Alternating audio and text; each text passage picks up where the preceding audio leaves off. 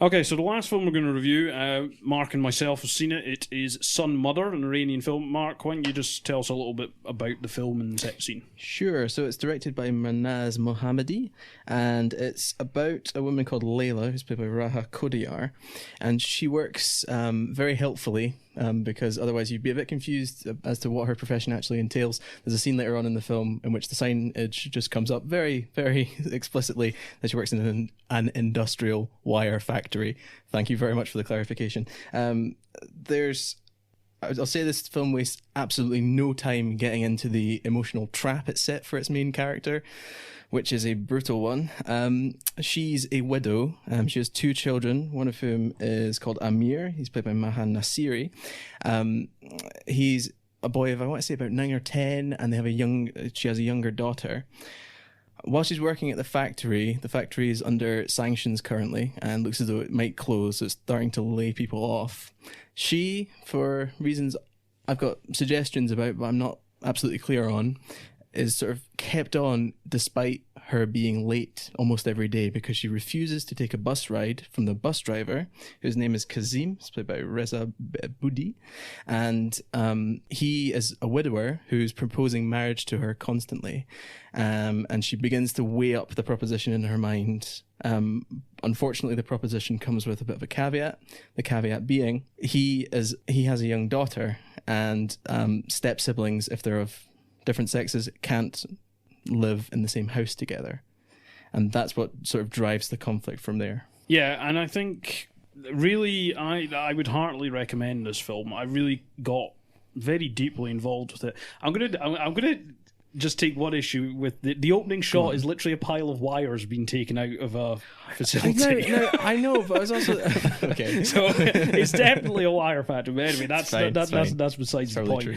But you're completely right about the fact it wastes absolutely no time in getting into the crux of the matter. I think pretty much straight after that shot, we're straight into her superior's office and setting the scene for the fact that she's in financial difficulty. She's having difficulty keeping up with kind of her responsibilities both at home and at work. And really, I thought it was absolutely superb. I think the central performance as Layla is really, really well done. I think what's also interesting about the film is, again, without giving too much away, there is a change of character focus in the film, right? So obviously, we see kind of her wrestling with this choice of whether to, because basically it's the cost of security over keeping her family together. And obviously the dynamics develop as to what is informing her decision there, and then we focus a little bit more on the son in the second half of the film. And I think what's quite remarkable about it is it completes that transition very well, and also the son really doesn't have any dialogue.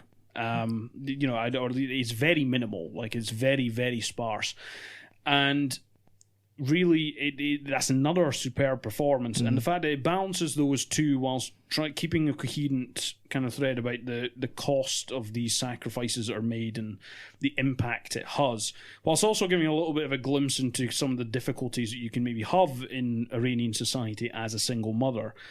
I think it's all dealt with extremely well. I think it's done quite naturalistically for the most part. There is one brief scene when we're in the son's school where the editing becomes a lot faster and a lot more dynamic, and it's very brief, but it makes quite an impact, and that speaks to, I think, how well and how precisely it is put together before then, in terms of the way that characters are framed and shot and the pacing of the film. I think it does a superb job, and it does that without a huge amount of histrionics. The thing is, we're looking at this story of basically a family being ripped apart almost as one is kind of being joined together as well. It's a strange mix, and it would lend itself to a very impassioned, emotional style. That's not the style of this film.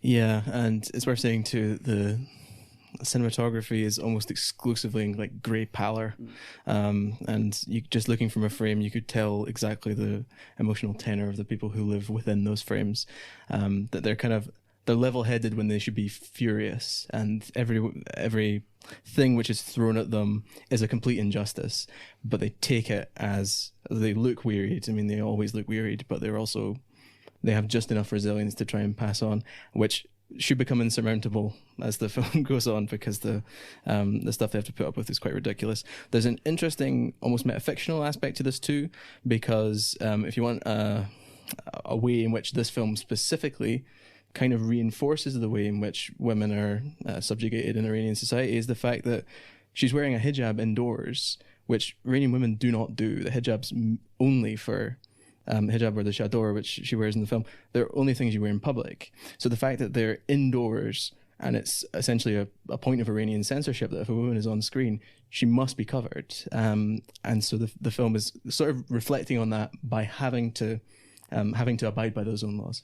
It actually makes an interesting contrast with another film I saw last year, which I think a lot of people did. It got a lot of press. It was Capernaum. And the thing is, there is a segment which kind of, if you've seen that film, will remind you quite strongly of it, because there is a segment where the son has to fend for himself for a period. Without going into details, that's basically what's happening. And it's this idea, kind of this child tooling around this Middle Eastern city, kind of like, doing what he can. But the contrast is really quite remarkable. Now, I quite liked Capernaum, but it does rely a lot on other stylistic elements to evoke the empathy required for that child. What's remarkable in this film is it kind of does that in a very, I don't want to say mundane, because that seems like it has a pejorative meaning, but it's a very muted tone, right? Mm-hmm. It's presenting it as just something that's happening, and that's what makes the impact. It's the fact that nobody's really batting an eyelid. That's what he has to do. And that kind of speaks, the way it presents that speaks to the style of the whole film. It's very muted, it's very downbeat. It's almost quite depressive in a way. But that is central to the core of the film. There is no catharsis here. There is no uplifting moment, but it is a wonderfully told story. Mm-hmm. I think that's probably to do with some of its influences too, because I think you can definitely sense it's not just helped by the fact that they look kind of similar, but the 400 Blows, the wee boy does remind me a wee bit of Antoine Doinel. But there's also a Dardenne brothers feel to the film, in the way that there's a scene where the young son is kind of tracking the bus driver and trying to catch up with him and confront him, which very much looks like a reversed following shot that the Dardennes do, where they have someone follow someone down a street. The other point I wanted to make was about the way in which people try and help Layla, which is maybe one of the most depressing things in the film, because the only people who try and help her are those who are in no position to do so, or if they're in a position to do so, can't do it well. One kindly older gentleman tries to help her out, says that he'll look after her son so that they can get the marriage sorted and helpfully establish that family unit coherently so that he can go back and live with them. He's in no place to do that. And the next door neighbor, the kind of she's constantly spouting an aphorism. She says, "As the prophet said," or "as the saying goes," and that's not necessarily a good life philosophy to live on. She tries to help in a way, I think sincerely, but just incompetently, and it just solidifies the tragedy. Yeah, I think we'd basically heartily recommend this film. There are multiple opportunities to catch it. So it is screening at Glasgow Film Festival.